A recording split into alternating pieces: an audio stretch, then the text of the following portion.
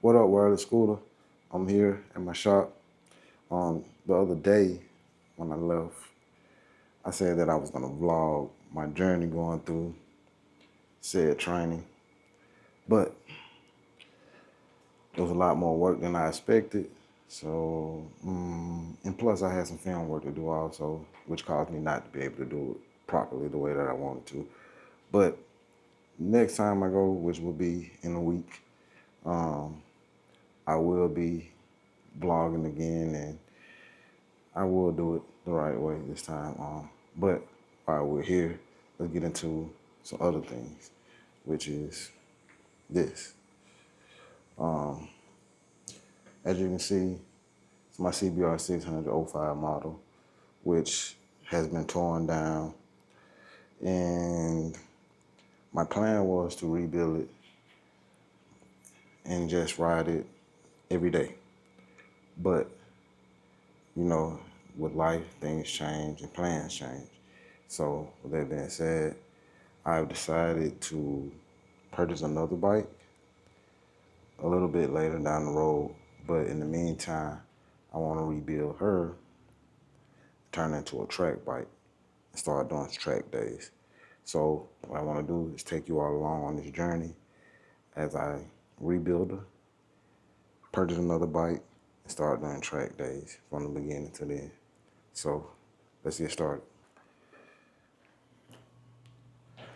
Okay. While I got you here, let's go ahead and do a quick story time about this bike. First of all, I had this bike for a little while, sentimental values that we'll probably discuss in later episodes as we get down to getting this thing back running and getting it on the road.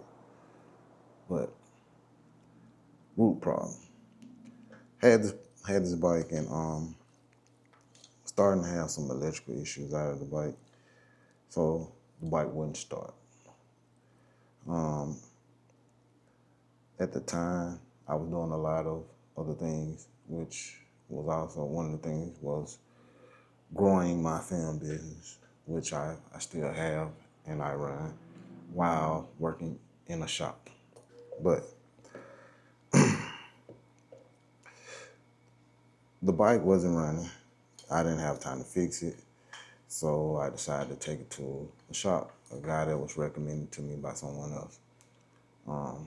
Took it to said shop. Guy gets the bike. Didn't hear from him for a week. So I decided to call him. And he said he diagnosed the issue and he said I needed a new engine. And I don't know if he just felt that I didn't know anything about bikes or something or any mechanical things, but like I said, when I brought the bike to him, the only issue it had was an electrical issue, which was causing it not to start, which was the yellow box that I ended up fixing. But I told him I needed the engine. And then I said, hey, if I need an engine, let's go ahead and price out the engine and let's get me an engine. Guy in turns tells me, oh man, the engine's gonna be expensive for that bike. So instead of getting the engine, I have a Honda here. Since you like Hondas and you ride a Honda, buy this one. And I'm like, whoa, no. Just fix the bike for me. Find me an engine, fix the bike for me, and let's run it from there. Guy says, okay. Didn't hear from him from a few more weeks, and then once again, find out, man, you sure you don't want to buy this bike? No, I want that bike. So please fix it.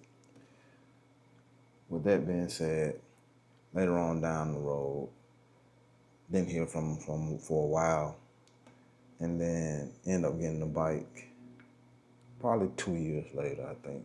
Year and a half to almost 2 years later. And the crazy thing is I still got charged the storage fee for letting my bike sit that long.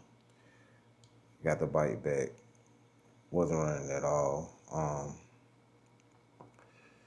So at this time, I'm now working in a shop. So what I ended up doing was bringing the bike up to the shop, and me and a couple of guys at the shop worked on it. And once again, it wasn't starting, it was just whining. We got the electric issue fixed. We finally got it to start. Was having, I guess it was an issue with the rings or whatever, because they had been sitting for so long. But once we got it to start, it ran for a second and then it cut off. And every time after that, it ran for a little bit and it cut off. So I was diagnosing that issue. Come to find out, we just need to replace the rings and pistons. So as of right now, that's where we're at on it. As you can see, I already have the head cover off and the Nexus to get the head off. And then we'll be down to the piston and rings, get them out, replace them, fire this thing up and see if it's gonna run. And then after that, the next move, I say after that, but let's make sure it's gonna run properly.